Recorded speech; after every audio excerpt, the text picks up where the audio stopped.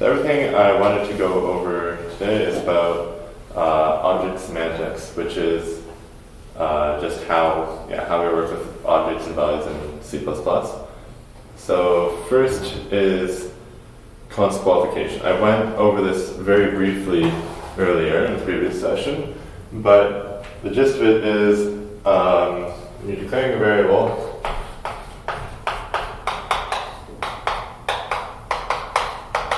you can mark it as const, and then that makes that variable const qualified. You can't modify it.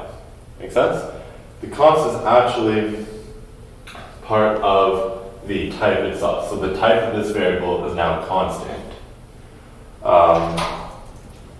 Similarly, we can define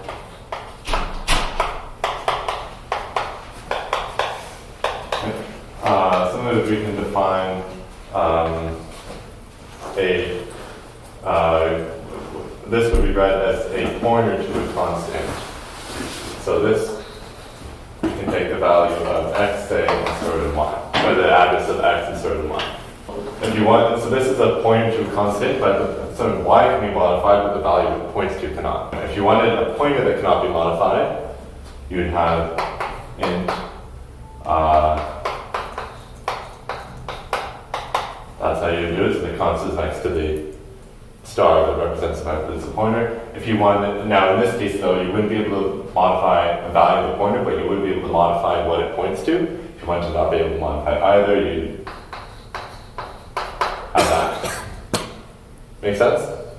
So any type can have or not have const qualification in C++.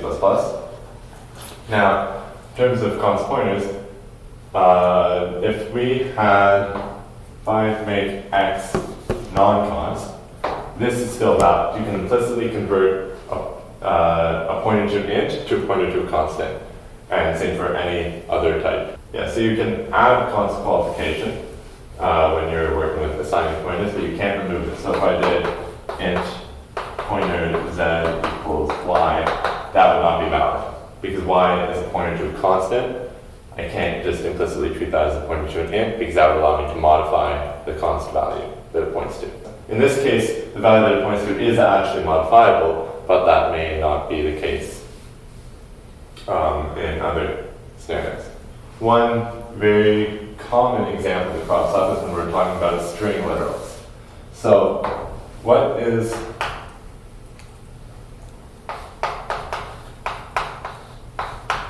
the type of that string literal? Array of characters? Yes. Specifically, the type of this would be const char 6. 6 because there's 5 characters and then the null terminator at the end. And const because it's a literal, you can't modify it. Now, an array can be implicitly converted to the equivalent pointer. So this can be treated as const char pointer. Now, if you are writing a function that needs to deal with strings, like for example, one that's built into the standard library is strlen, right? So strlen being like give it a C string and it gives you the length of it. What data type would you put here?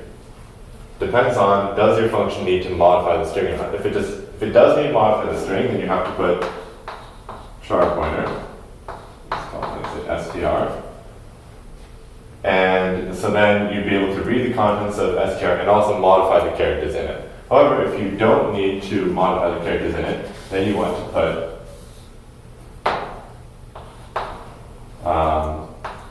const char pointer. So strlen takes a const character pointer, because that's basically saying, even if you cannot see the implementation of this function, maybe it's defined in another file that you don't have access to or whatever, you know that it's not going to modify the contents. In fact, it can't modify the contents of that string. And that also means that the language will let you pass in a literal, because it knows that you're not going to modify it. But if it was just char pointer, you would not be allowed to pass in a literal. It would be compile time error, because that would potentially allow you to modify the literal, which is not allowed. So So back to this, if you, you may remember in a previous session we talked about references. So if you were to dereference this, so if you had like const, let's go back to the ints. We had like const int pointer y equals something, then we dereference y, that would give you something that's roughly a const y reference. And we'll go more into this in a few minutes. Const int reference. So you can treat it just like an int that's not modifiable. Now there is no equivalent syntax for references for putting the const after the ampersand, because references cannot be rebound to another address. There is no logical meaning for a reference that can be modified, so all references are effectively const. In terms of like the reference itself. The value it points to may or may not be constant, that's what the presence or lack of const prefix means. Okay, you can also mark fields in a class const, again because const is just part of the type. So anywhere you can use a type, you can mark it as const. So the field in a class can be const, and that means that they're like any other const value, they're not modifiable after initialization. And that includes in the body of a constructor. So if I have a digital input on the robot and maybe I decide to give it a const port number, that means is, so it probably has something like this, int port, and then member initializer like that, right? But now in here, I could not then do like port plus equals 1 or something, because port is already initialized, it cannot be modified. One last thing under const-qualification. Classes are types, classes can be const-qualified. So I can have somewhere else a const digital in. I cannot say like a or whatever. I cannot call any member function on a, because some member functions can modify fields, right? That would break the whole constants of a. So instead, if you have a member function that does not modify any fields, you can mark it as const. So I can say like, so let's assume that port is not const for this scenario. So I can have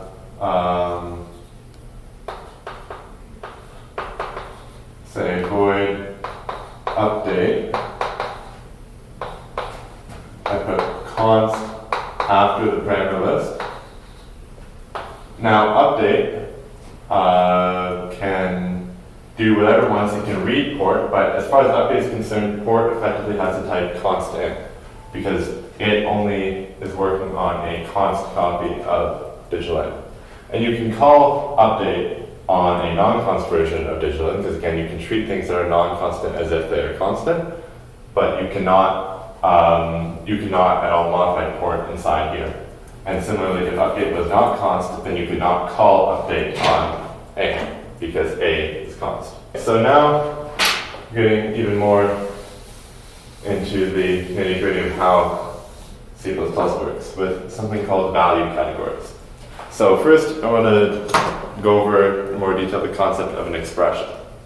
An expression is any piece of code in the language that results in a value. So that could be a call to a function, a literal, an expression involving operators, a variable, a field of a variable, a field of an object. Anything that has a value is an expression. At compile time, every expression has a type, which says like what kind of object or value it produces, and a value category, which says what you can do with that object or value. Let's jump right into what the different categories are and hopefully become clear. So the first category is L values. So L values are variables, anything that returns a reference, pointer, dereference. So if we put a star from a pointer, that's considered an L value. Basically anything you can take the address of it and you can modify it. Unless the type is const. If the type is const, you can't modify it, but you can still take the address of it. The next category is over here, PR value. So PR value includes, string literals are also L values because you can take the address of a string literal because it actually does exist in memory. Other literals are PR values. So if you just have like a 5 in your code, that's a PR value. You can't take the address of the number 5. You can't modify the number 5. You can't modify string literal either, but that's because it has a const type. Number 5 has type int, not const, but it's a PR value, so you can't modify it. Also, enum constants go here. Most expressions are here, so like any built-in operator, like built-in arithmetic operator, the result of it is a PR value. It's like a plus b, if a and b are both ints, the result is a PR value. The ternary operator, which, quick review, is condition, true, value, colon, false value. So, ternary, it first evaluates the condition. If the condition results in true, it evaluates this and that's the result. The condition results in false, it evaluates this and that's the result. If both of these are L values, so say they're both variables or some other thing that's an L value of the same type, so the same type and they're both L values, then the whole ternary is an L value, which means you can do some neat things like, for example, if you have a number and you know if under one scenario you want to store that number in the variable A, another scenario you want to store it in the variable B, you can have some condition, question mark A colon B equals 7, and that's valid. Because as long as A and B are both the same type, both variables of the same type that are not constant, and that you can assign an integer into, this is valid. Make sense? That's entirely just based on all the rules that we've set up here. If the types are different, or if one of them isn't an R value, or isn't an L value, then the ternary expression is of type PR value.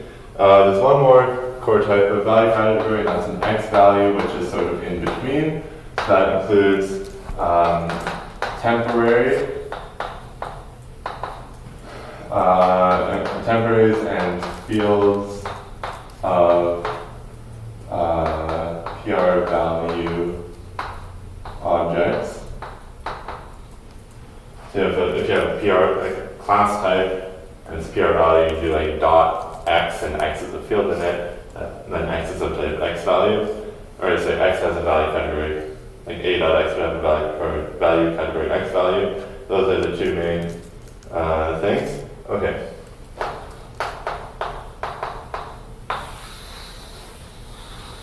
These are called GL values, generalized L value. And these are R values, nice Venn diagram. So GL values are things that you know exist in memory. So you can't necessarily take the address of them unless they're an L value, but combining these into one big R value category so these are the things that you cannot take the address of, you cannot assign to, etc. Reference types. So we know about references as like that, right? Some type and then ampersand. Ignore the fact that I can't write an ampersand. But we know the syntax for references. It gets more complicated. Draw a bit of a table here. So non-const. Okay, so for some type A, we know that if we just want like the type A, not const, not a reference, we can just write A, right? If we want to be const, then we can say const There's actually two types of references. One that you're probably at least somewhat familiar with already is called an L value reference. That's A ampersand. And correspondingly there's a const L value reference, which is const A ampersand. There's also what's called an R value reference, which is just same thing, but you put two ampersands. There's not really, technically you can have a const R value reference, but there's virtually never an actual use case for it. It just exists for completeness. First of all, what it can bind to. So a non-const L value reference will only bind to an L value. Okay? A non-const R value reference will only bind to an R value. A const L value reference can bind to anything. This is of course assuming that the expression is of the correct type. So that can bind to this, that can bind to this, that can bind to anything. But this will prefer bind to that over that when it comes to when it comes to overload resolution, which is where you have multiple overloads of a function and the compiler tries to figure out which one you mean to call.